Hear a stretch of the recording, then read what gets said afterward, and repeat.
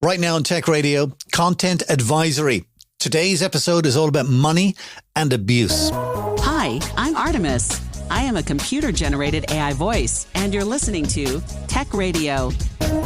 Every week online and on air with RT Radio, we bring you the latest in tech from Ireland and across the world. You're welcome to episode 1015, looking back on the 7 biggest stories of the week where abuse, bullying and exploitation are making the headlines on video platforms. And it's all bad financial news for our favourite people, Musk and Trump. Also, in our interview this week, we're finding out about blockchain being used in farming with the CEO of Dimitra, Jon Trask. From TechCentral.ie, this is Tech Radio with Dusty Rhodes and Niall Kitson. I'm Dusty, Niall Kitson, our editor-in-chief here as always. Did you watch the primetime thing on RT about TikTok? Because I didn't. It's on the player, so I'll get around to watching it. Thus far, I have the summary. Very important that we frame the discussion on the next few stories in the context of abuse and money, because there's some very large companies making an awful lot of money off abuse. For the moment, we haven't implemented enough of a penalty to make sure things like what we're going to talk about don't happen. Which is interesting, seeing as we have the Digital Service Act and we have Comisiún na Man working on the online safety code. So hopefully the legal apparatus will be in place to make sure things like this don't happen in the future. So, will we jump in and talk about what happened with TikTok? We won't. Or do you want to? We won't, because I want to correct you first, right? It's unfair to say the companies are making money out of this, okay? Okay. Because they're not deliberately doing this to make money. I just don't think they've got their systems right and bad things are happening. Something needs to be done about it. I think it would be a more accurate way of saying it. Okay. Right. We are slightly at odds with it. So I'm interested in jumping down this rabbit hole to see, are we destined to become the divorced uncle who spends his time on, Daily Wire or The Blaze or any of these things, simply because a certain social network told us.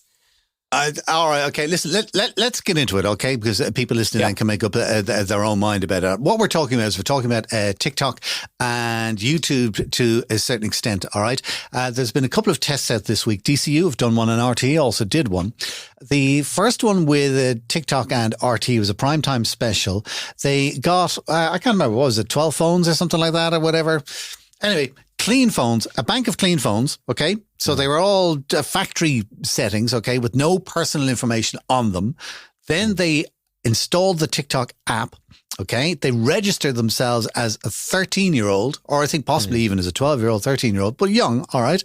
And then just kind of started looking through videos on the app just to see what would be thrown up. And the horrid thing that was found, and this is not a surprise to me, right, is that videos about self-harm and suicidal thoughts from young people came up really quickly. Yeah. Yeah. And the problem with the algorithms is that if you were to watch one of those or some of them, the algorithm, because it's not got human intelligence, is kind of going, maybe they like this. Maybe I'll give them some more information about this and send them more videos about self-harm, more videos about suicidal thoughts. And we all know from years and years and years of social media, text or image or video or audio or otherwise, is that when you keep starting to see those things, you get the, what's the word for it? The dopamine hit. No, it's not the dopamine hit, but it's an echo chamber. That's exactly what I was looking for. It wasn't coming to mind. Okay, so you get in that echo chamber. And I noticed this. Now, not necessarily on those topics, but if, say, I develop a recent interest in flying and doing flying lessons again, suddenly my YouTube Shorts is full of videos about flying and learning how to fly and data and everything to do with aviation. So that's what's happening. But the fact that it's happening with 13-year-old kids. Now, DCU did an experiment as well, all right, where they did the same thing, where I think they took 10 phones or something like that, And what they did with the phones was they registered as male. I don't think age was important, all right? But they registered as male. That was the thing, right? And again, within half an hour, they found that they were being fed videos which were misogynistic and masculinist. Yeah. So they were basically getting an entry point to the manosphere. Exactly. So again, the echo chamber is going. And when you see enough of these things from so many different people and stuff, you begin to think that this is fact when it's not. Yeah. Or it normalizes certain things. Exactly. And that's only because out of 1 million videos, they may have like, kind of say 1,000 videos on these subjects, okay, which is a drop in the ocean. But because they've seen you click on one or two of those, it starts feeding you all of those 1,000 and you think this is all that the internet is talking about. Yeah, exactly. So that's...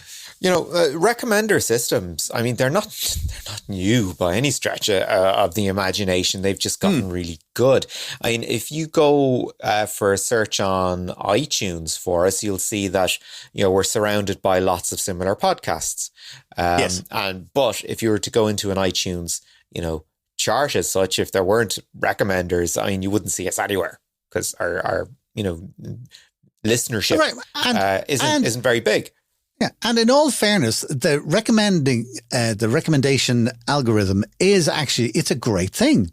And it started with Amazon years ago. Oh, if you like this book, maybe you'll like this book. So it is a great thing and it can give you things that you like. But like everything that's good in the world, like even chocolate is one of the best inventions that was ever made, right? But if you eat too much for it, it's bad for you. So you've just kind of got to be careful. In the case of these studies on TikTok and YouTube Shorts, I mean, you are being presented with things that are beyond the terms of service of both websites, being served up to a very vulnerable audience. So that is extremely concerning. And the point you make about them being on clean phones is, quite scary because, you don't need to have a precedent of, a friend sent me this and I clicked on the link and before. No, this is unprompted. And that's the scary part. I don't think that it is a deliberate ploy by any platform to make money out of it, but I think it is a problem or a bug if you want to downplay it, but it's certainly a problem with the algorithm and the algorithm needs to be fixed. And Meta and Facebook, I mean, they've been through this years before anybody else. They kind of look at TikTok, kind of say that they only will recommend videos based on what it is that you have already clicked. It doesn't care. All right. Whereas Facebook would take a different kind of a look at it and it would look at videos that you like and what other people like and people like you and what they like. And they do some kind of moderation and stuff like that as well. So they have a different way of looking at things. But I think TikTok would be a more basic kind of a way, the way the algorithm works. And it's not working very well at the moment. So interestingly, go on. Yeah, the Meta case is interesting because they have come out with, ostensibly the most proactive way of moderating their platform in that they say we've got human moderators and, we've got moderation centers in Dublin. They've also used moderation centers in the States. We've got, AI working on this. We also have an oversight board that will, that's semi-independent and will tell us how we're doing. A board that has come back to them on many an occasion and said, look, you're not doing well enough. You've got to be better, guys. And you're paying our wages. So, we really mean it. It's true, but it needs to be improved. And I think what we're looking at today with that thing, and it's great that RTE and DCU and places like that do studies like that because they're exposing the darker side of an algorithm and the way something is set up. And by people exposing these things, they can get fixed. It's kind of like the law. That's the way I look at it because, the law has been going for, hundreds and hundreds of thousands of years and stuff like that. But there's always a little crack in the law or there's always a little loophole. And as soon as somebody starts using it and gets away with stuff, there's always somebody else there going, oi, you can't do that. and they fix it. No, I think it's the same thing with the algorithm. I don't think this can be fixed. Really? Once that genie is out of the bottle, once it has been demonstrated that, for want of a better term, a bad behavior can be spread, you're playing whack-a-mole thereafter, because people will create anonymous accounts. People will, especially in an age where we are getting AI-generated content that is becoming ever more convincing. So you will have people sort of pushing together fake content on, anonymous or burner accounts, if you will. They'll go up. They will be looking for a certain level of engagement, perhaps, and support our sponsors. And, the network in question might catch up with it and slam down the ban hammer. But the same person will just go on, create another account, or maybe even you'll have click farms creating entire accounts. I mean, I've been on YouTube videos recently, and, I'm watching them and I'm like, okay, well, the content here is rubbish and I disagree with it anyway. But then you just get slight inflections in the narration and I'm like, oh, hang on, this isn't even a human voice. This was probably ChatGPT, give me a script with the following. Yep. And then look for an AI generated voice to go with it. No, minimum human interaction at all. But here it is, it's inflammatory. It's there to sort of get your blood up, to make you, to whatever grievance you have, you get it heard back to you and reinforces it.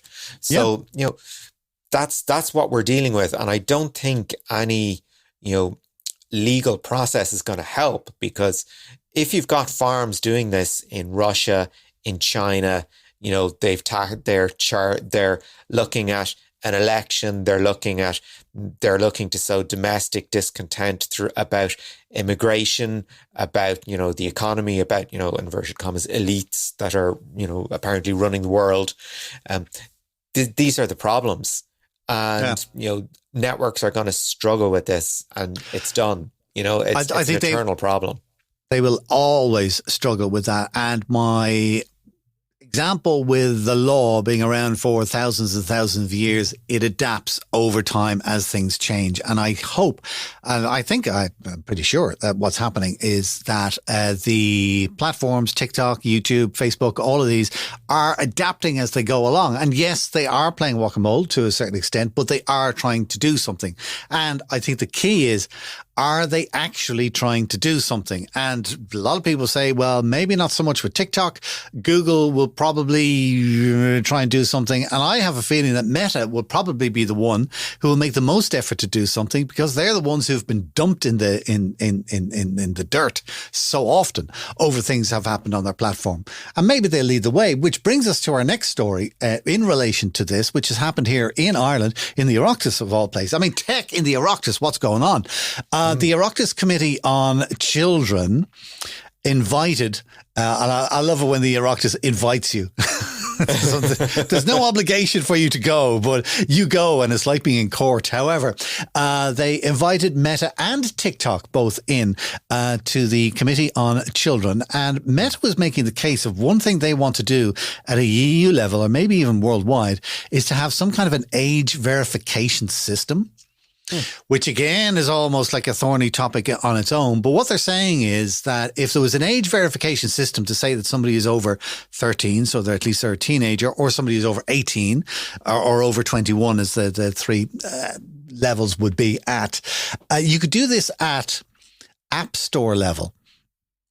So, kind of to register for an app store, maybe you need to have a credit card, and you have to be, of course, you don't have to be over 18 to have a credit card, do you? But anyways, but they'll find a way that when you're first interacting, like, it's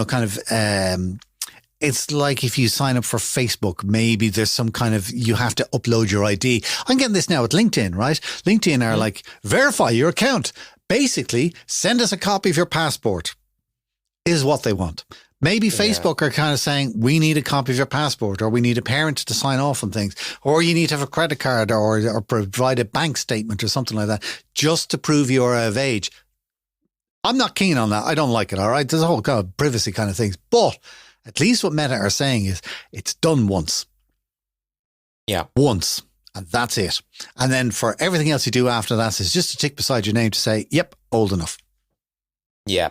Because, I mean, what are the options at the moment? Like a drop down and take it on faith. You know, well, and that doesn't work. Like, you know, X are having the same thing, and we'll have a little thing about that later. Also, we were talking about AIs, and AI is kind of on this thing is like pouring petrol on a spark, essentially, because we've got all these little loopholes at the moment where people are able to get through. But when AI does it does it 10,000 times faster than any human being could do it. And AI, of course, we're talking about deep fakes. This is the big thing. It's able to copy people's voices, is able to copy people's faces, is able to, we've seen the Tom Cruise one, which wasn't Tom Cruise, but it looks exactly like him. And that is then developed on into deep fake porn, where people are putting the faces of famous celebrities onto porn images and videos to make it look like the celebrity is doing that. Quite rightly, the celebrity is going, oh my God, it is a violation. If your face and likeness was on and you know what people are doing when they're watching it, that is a violation. Celebrities are one thing, right?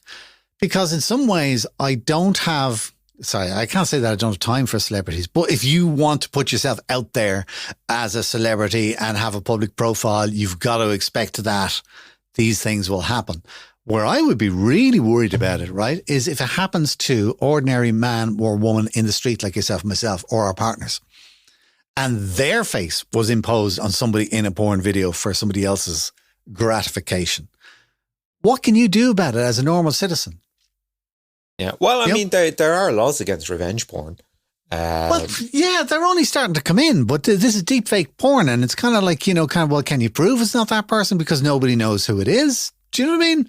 And the other thing is that if that goes online and many people do see it or it's shared on social video, they're not going to, you might have a little fake alarm in the back of your head to go, well, Taylor Swift is definitely not going to do that with a donkey. All right. But if it's a woman down the road, it's kind of like, I didn't know she was into that. Do you know what I mean? Do you see what I'm saying? I see what you mean. But oddly enough, this idea, just as we're talking, jumped into my head. And this sort of speaks to something we'll be talking about later in terms of X. One of the most popular, I'm not even going to call it a social network at the moment, is OnlyFans, where are we going to see AI generated models on OnlyFans? Are we sort of seeing the current generation of what they like to call themselves models? Sometimes content creators on OnlyFans. You have a wicked smile on your face as you say that. But you're right. You're right. Things are developing and technology is developing and AI is, and all of these things are coming and the things that we have to deal with. All right. And I think the good part of our news story today is that these things are happening. We can prove that they are happening. We can now take the people in who are the platforms in and say something needs to be done about it. And as we're seeing with the Oireachtas, Meta and TikTok are being hauled in. That won't be just on an Irish level. That'll be on a UK level. And in the UK, the story that we had about the deepfake porn is that they are bringing in a law where sexually explicit deepfake images will be made illegal, regardless of whether you're just going to use it privately or you're going to publish it publicly. All right. And because we often give out about the fines.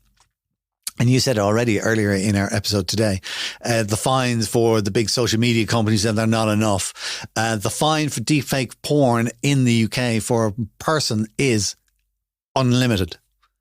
It's an unlimited fine if you are doing that kind of behavior. And if it's seen on a wide public use, they will also throw you in jail.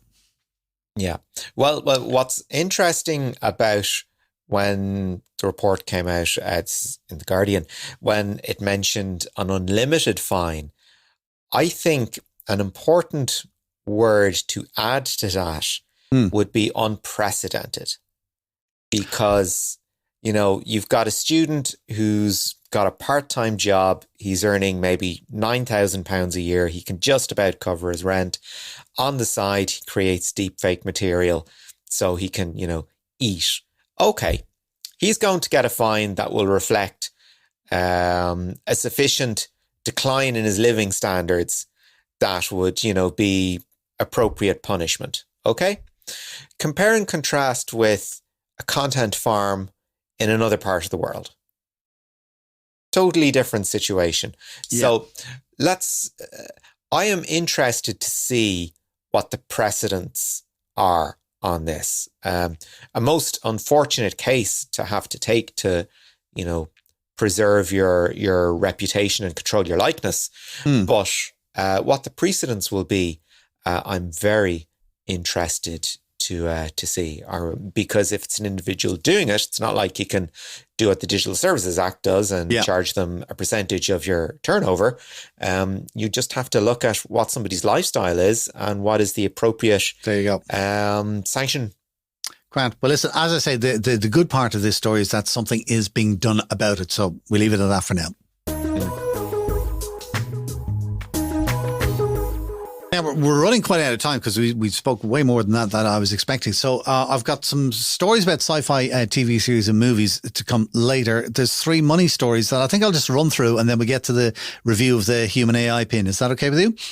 Okay. Can we just have a laugh for the next few stories? Yes. Okay. Elon Musk has lost a load of money. Hey, there you go. Oh, Donald Trump has lost a load of money. Hey, low-hanging fruit, Dusty. Low-hanging fruit. Okay. Look, Elon Musk. We'll have a laugh in a second at the human AI, but Tesla's cut 10% of the workforce. It's about 14,000 jobs, so not funny at all. Not funny for the people who lost the jobs, you're right. Production of the Cybertrucks has stopped because there's a problem with the accelerator, and they're doing all kinds of deals. They're shipping more cars than ever, but they're just not selling them is the problem. Yeah, they're making more cars than they're selling, which has been, they've had that opposite problem for years. Such was the demand. They've also gone through a period where they reduced the price of their cars with sort of for want of a better term, a roadmap of introducing a more affordable model to come straight off the parking lot this year. Those ideas have been scrapped. Prices are going up. However, the price of their self-driving system, it's a subscription service. I didn't know that. It has gone down from $199 a month to $99 a month. Still an awful lot of money to entrust to something I definitely would not trust. And also, on principle by anyone, not just by Tesla, but and then production of the Cybertrucks have stopped because what was happening was that, now stop me if I'm wrong on this, but I don't think I am. It's the pad on the accelerator pedal was coming loose and getting stuck. So just something for a vehicle that was created with so much emphasis on the user experience, for something so, I'm going to call it a modest flaw or a very basic flaw. If Cybertruck was being made by Ford, this would not have happened. You can be sure of it. So this is something that I guess it's the downside of being involved in a disruptive company, that maybe they're not looking at the same things traditional industry did. And traditional industry looks at certain things a certain way for a reason, because, processes have evolved and mistakes were made in the past, that there is that sort of, what do you call it, institutional knowledge that, disruptive market players just don't necessarily have. And it seems that there was kind of an issue with the Cybertruck. I mean, not the first time Tesla has had to recall a vehicle by any manner of means. So look, they're having a bad time in terms of optics. They're having a bad time in terms of overproduction. They're having a bad time in the area of pricing. But Cybertrucks might be out. But in August, do you know what they're bringing in to fix everything? Oh, God, what? Robo-taxis. Oh, no. There you go. Hey, look over here. Yeah. Well, once the robot taxi doesn't try and have a conversation with you, I think there might be a future for it. You wanted to giggle Trump media and technology with Truth Social, et cetera, et cetera. Loss making was put onto the stock market, blah, blah, blah, blah. The price is just falling. And one of the reasons is because Trump has said that they want to create a costly streaming media expansion is what they want to go for, and i.e. stream TV services, including, ready for the giggle, they want to supply high quality news. Yeah, sure they do. Sure. He doesn't even know what he's saying, to be honest. Based on what we know in his courtroom appearances, he's probably just spouting buzzwords as far as he cares. Exactly. I mean, as you said, it has made $4 million, but it cost $62 million. It floated thanks to a special acquisition company. And it was going at $70 a share initially. Last time I checked, it was going for $25. Have you ever heard of a pump and dump scam? Oh, it's not a scam, but it's a strategy. Yeah, GameStop and all that, Yeah, exactly. Yeah, you just artificially inflate the quality, you artificially inflate the share price. Either an influencer comes on and says, "Oh, I've got all these shares; they're fantastic," and it creates hype and improves the share price, even though there's no underlying reason, there's no underlying business value to what's being done. Trump has sold, Trump Media and Technology, Truth Social, on the back of his personal brand and the loyalty of his cult. That's what it is. It's a cult of personality. And when it is sort of revealed that, okay, that cult doesn't seem to be particularly interested in supporting this company, and that Trump, I believe he's limited to selling shares, but they want to sell more shares in the company, right? So they want to sell something like 100 million more shares. They want to dilute the share value even more, which just says to me, yeah, this is pure pump and dump. Try and get something out of it while the hype is there, and then move on to something else. And you know what? If Truth Social is shut down in a year or two's time, the only people on it were people that like Trump anyway, and journalists looking to quote him. Oh, there you go. Yeah, exactly. Anyways, leave Trump and Musk behind us. Let's talk about the human AI pin, because this is a bit of gadgetry that when we first heard about it last year, we loved the idea. And if I'm not mistaken, I was the one evangelizing, saying, this is the future. A small little square-shaped piece of plastic that you would just attach to your shirt, and you would interact with it using your voice. So you would just tap it, much as we do with Her Who Cannot Be Named. You would just tap it, it will become active and listen to your voice. You go, call such and such a person, or send a text to such and such a person, or remind me to buy milk when I am passing the shop. That kind of stuff, right? Very simple, brilliant idea. We couldn't wait to get our hands on it. It has just gone out into the wild. The reviewers of the world have been looking at it, and they all bowed down and they said it was rubbish. It's one of the most slammed bits of tech I have ever seen, which I think is unfortunate because the two people who are behind this, the two main guys behind it, are ex-Apple engineers. Yeah, it's not like they don't have it's not like they don't have a pedigree. Do you know what I mean? And I think they've got an excellent vision, and I think people were excited about it. But now the implementation is just terrible. Well, I mean, when we looked at it, I was quite enamored of this thing as well. Yeah. But in a sort of a, let's see, what the second generation is like, as we always should be. Yeah. But it was a bizarrely lifeless promo. Like it was, and here's what it was just flat. There was the affectation on the whole thing was just very, it was like ChatGPT, give me an Apple presentation. That's just going to be the joke about everything. That's not a good version of something else. But I mean, on the surface, the idea is really good. A smartphone without the phone bits.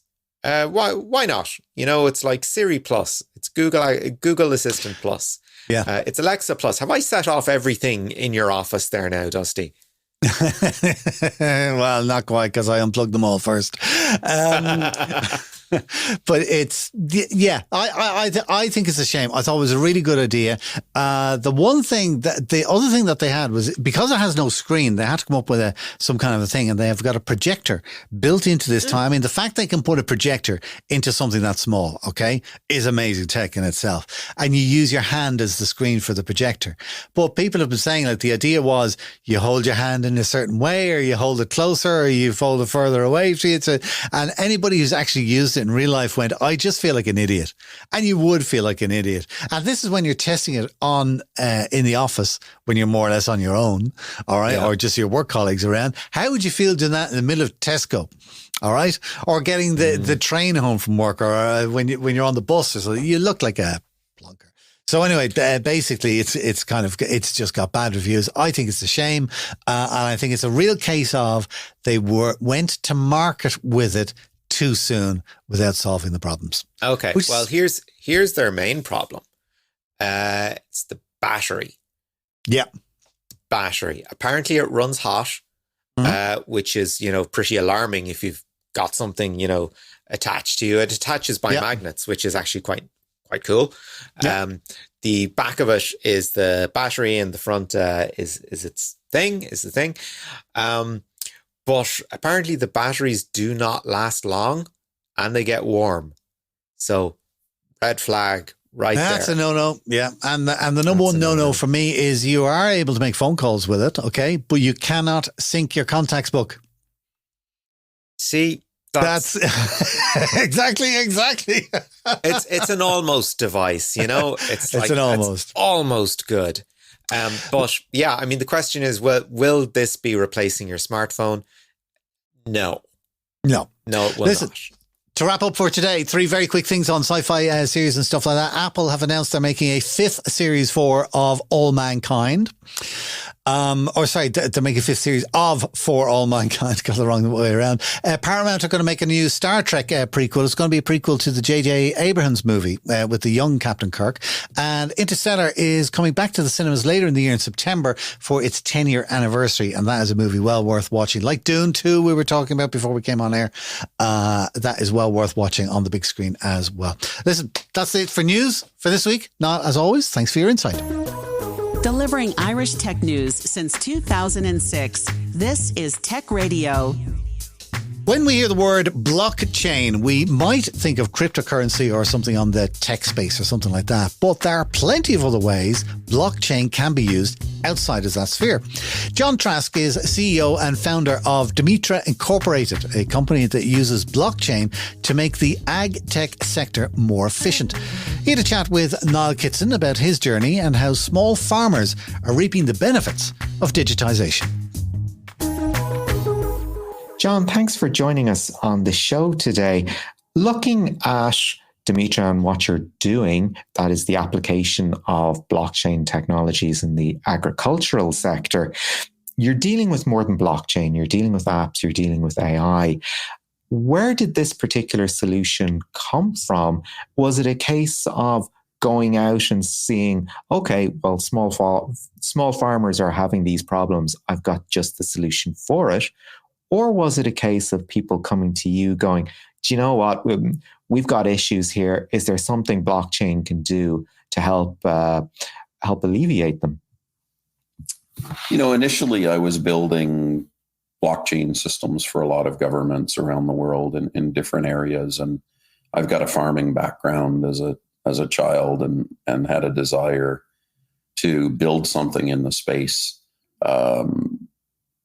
As we got out and started studying what the challenges were for farmers and some pending regulatory compliance, different farms in different areas needed to comply to local regulations, which now has become the EUDR, we started transforming some of our satellite technology, the AI that we had built for that, in order to identify trees and the use of those trees for different reasons in agriculture. So our objective there was, how do we use the technology that we've built to help farmers comply with some of these deforestation regulations, which were becoming more prevalent on a local basis and now more prevalent on a global basis. So, in looking at that issue of deforestation, how granular can you get in these things? Yeah, so we use a couple different technologies for it, and we can get granular down to the tree if we want to. We don't always need to do that. We can use about a 10-meter resolution on the satellite, which is a clumping of trees. And typically we're measuring farms that are a hectare to several hectares, but the farms can get quite large as well. And I imagine, of course, as with anything that is unforeseeable, now we're dealing in a time of major weather events, there has to be a level of risk to be mitigated for there as well. Have you been able to come up with a system that can look at, the probability of when a certain piece of land is going to be hit by a major weather event or potentially could be damaged by, just to take an example, an oncoming tornado or a hurricane or something like that? Yeah, so I don't know that we can necessarily predict that, although we do measure weather events within our application and how those affect farms. But there is a risk mitigation component. And if a farm has one of those unforeseen events, then you can work with the farm and plan how they can mitigate that risk so that they can still comply to the deforestation regulation and continue to operate their business. Certainly don't want somebody to have a tornado or hurricane and get put out of business and not be able to supply their coffee or cocoa or whatever their crop is. So let's move along to that issue of business then, because, on top of compliance when it comes to farmland, there is, of course, the integrity of the supply chain to worry about as well, because, goods and services have to be packaged, they have to be regulated. Where do you find blockchain has come into your solution? So that is one of the first areas. We use blockchain in a lot of areas, but traceability is really important. So we do the first mile traceability right from the farm. We actually trace, if a farmer wants to go that far, right down to the seedlings and can track each individual seedling or tree. If not, just a geofence around the farm. And then the coffee, you need to maintain lot control throughout processing. So there's drying and blending processes and washing processes. And in those areas, you may combine various lots of coffee coming from different farms. So you need to know that both of the origin farms are compliant before you blend those. And then you have the trading where they'll package it up, put it in bags and ship it to Europe in order for the roasters to take it. So you need to maintain traceability there. Blockchain is a great tool. You can create an immutable record. You can tie all of those records together with a lot control and then produce a certificate in the end saying that a certain lot of coffee has been comprised of a certain number of processes and a certain number of farms, and still put all that together to work with the new EU regulations. That's fascinating that you can sort of trace things down to the seedling. I suppose that's tremendously useful to farmers looking for, is a particular plot of land especially profitable for me? Is this something I should hold on to? Is this another part of, my farm I could potentially sell off to be something else for, various reasons? Maybe the soil quality isn't as good. It's a great way of getting feedback as to how productive you are. Yeah, it is. We've also built some tools that align with that, where we can now measure the suitability of the farm, give it a scorecard, and identify the features of the farm maybe you need to work on. So if the soil isn't the best soil for growing coffee, either you make a decision to move to another crop, or you can remediate your soil conditions by working on your organic carbon and fertilizing plants and things like that. So it's interesting as climate affects the world and business demands affect the world, how farmers make those decisions. And and having tools available for those farmers to help them make those decisions is paramount in today's world. So who are you finding are using your service at the moment? I mean, it's very easy to assume that, I'm not entirely sure what the term would be, big coffee or big cocoa or big agriculture would latch on to something that allows for an awful lot of control of product. However, are you seeing things at a more localized level where people are getting together and thinking, well, actually, we can do things for ourselves. We don't perhaps need that kind of heavy industry response or infrastructure that maybe we once did if we can do this digitally? Yeah, I think we see a mix of that, and it's all for different reasons. I'll give you an example. One of the cooperatives in Ethiopia was struggling this year, and they weren't getting contracts renewed by the EU. They identified that, and they were talking to some of their potential customers, and their customers didn't believe that they could be ready digitally in order to report on this for the 2025 products that they needed.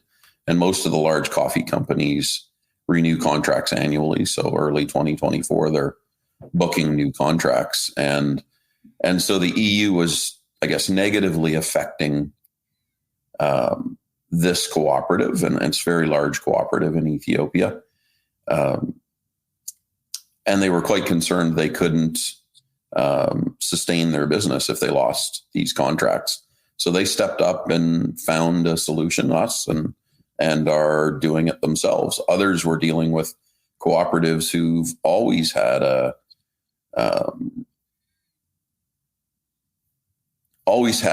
an opinion and always tried to do the right thing and knew they needed to manage deforestation and knew they needed to grow sustainably. Farmers around the world are stewards of the land, and particularly smallholder farmers. A lot of them are on the side of a mountain in a jungle or a forest in Indonesia, and the land is very, very important to them, and growing a product that provides them a livelihood is as well. And they've always found a way to balance these things. And then they need a way to report that to their customers and be able to say, we are doing the right things. We are organic, and we know you want that. We are sustainable, and we're maintaining our forest. So, kudos to them. I would say that way over half of the farmers we interact with always want to do the right thing, and maybe even a large number greater than that. Mm-hmm. That idea of being stewards of the land is certainly very evocative and speaks to the sort of the dignity of independent farmers just trying to make a living in a sustainable fashion. There is the sort of the stereotype of the man in the wilderness trying to manage his flock. Probably an unfair stereotype, but it does bring with it concerns over digital literacy and whether people have the either the network infrastructure or even simple things like a smartphone to help engage with this new technology. So, how have you found it? Is it an unfair stereotype, or is there still an element of truth to it? No, there's a large percentage of the small farmers in some of these nations that are just getting their first phone now. They're not comfortable using the phone, and it is a factor that we have to deal with from a training perspective. So, we went into a cooperative in Indonesia with 3,500 farmers, and only 30% of them were capable of using the phone with the level of knowledge they had when we arrived. And so teaching them to use the devices, even providing shared devices at different areas in the community became pretty important. And we have some strategies to deal with that. In Indonesia, for example, we partnered with Andalas University, and they were doing coffee research. We were fortunate in order to have them volunteer 30 students to go for 30 days into this area of coffee farms and train the farmers. one by one, show them how they register their information and how they use the application, and troubleshoot some of the challenges that they were having from a experience perspective. So it creates great opportunities where a community can come together and work through these things. That element of user and customer experience must be immensely challenging when you create interfaces that are simple and intuitive, while knowing that you can do so much in the back end. Yeah, it's a lot of fun actually working on the projects and trying to figure this out. And particularly, we're not dealing with English speakers. Our apps in 18 languages, and the remote aspect of a lot of these customers provides challenges. We're not growing in the US or Europe. Many of these cooperatives are hundreds of kilometers into the mountains. Wow. So you're covering vast estates, really, and hundreds of people working outside then those what we would regard as core markets of the EU and the US. Have you found much in the way of culture clashes or anything like that? Or, once the concept is shown, there is broad acceptance that, this will actually help us move into markets where, as you alluded to before, there might be regulatory concerns? So I don't know that it's a clash of culture. I think there are some components of the extra cost and the extra effort. And are they going to earn more for their coffee? Or does the farmer just have to take this and do this and not be able to pass on those extra costs? And that depends on their relationship with the traders and the buyers, and whether they can pass those costs on or not. In premium coffee, where you get a couple more dollars for the kilo, that's quite sustainable. In some of the lower quality grades from a coffee perspective, it's a debate. So we've got to work through that. The customers and the suppliers need to work together and figure out how those costs are borne. One of the challenges is, before you could pick coffee and ship all of it, now you need to segment. If you've got a cooperative of 3,500 farms, and let's say perhaps 10% of those farms have deforestation on their farm, now you can't dry that coffee together. Now you can't wash that coffee together. Now you can't pass that on to the EU together. And so you need to build different management systems in order to do that. And that does create some challenges, because it may require additional capital investment. It may require training with people who largely are volunteers in some of these cooperatives. So looking then beyond sort of those core crops that you've been talking about, what other areas have you seen the technology applied in? Are we going sort of beyond crops into sort of other commodities, or are you just looking to keep within sort of the farmland, if you will? So there's 570 million farmers in the world, and we've built systems for about 60 different crops so far, based on the projects that we're running. We also work in a wider area of the supply chain. We built AI to help farmers grow more crops, manage risks associated with climate and pests and diseases.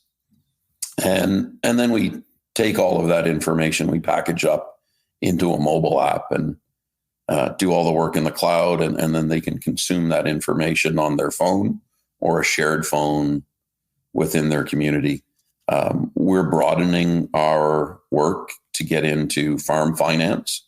We've built an NFT-based program where a farming group that wants to raise funds can create an investment or a loan portfolio, and then that's managed with an NFT. So in Kenya, for example, we have a partner called 1 Million Avocados, we built a platform for them where they want to plant 1 million avocado trees, and investors around the world can buy a percentage of a tree or a percentage of a farm, have that registered on an NFT, do the monitoring by satellite to make sure that the system and the farmer are working and the investor has a good view of what's going on.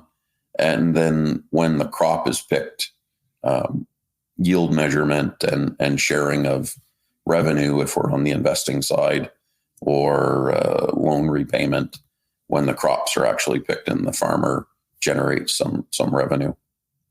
And that was Jon Trask, CEO of Dimitra, chatting with Niall Kitson. If you want to check out their website, it's dimitra.io, and that link is always in the show notes for you. This is Tech Radio with Dusty Rhodes and Niall Kitson. That's it for our show this week. Do check out some of the other stories we have online. We didn't manage to squeeze into the podcast. What have we got there, Niall? Yeah, first up, should you pay a ransom to stop your data getting sold online? Second, we have some bad news for Apple as Apple sales slip up in the first quarter. And lastly, Hyundai and Kia show off their new line of domestic robots. You'll find all of those stories and more online at techcentral.ie. We're back again next Friday with a brand new show online and with RTE Radio 1 Extra. And do remember, please share our podcast with a friend. Just tell them to look up Tech Radio Ireland on Apple, Spotify, or now also on YouTube. Until next time, from myself, Dusty Rhodes, and from Niall Kitson, as always, have a great weekend. Take care. Remember, you can get the latest Irish tech news with hourly updates, daily newsletters, and more at our website, techcentral.ie. Share the knowledge and invite a friend to listen. Search Apple, Spotify, or YouTube for Tech Radio Ireland, or listen with RTE Radio 1 Extra. Tech Radio is produced by dustpod.io for techcentral.ie. From me, Artemis, live long and prosper.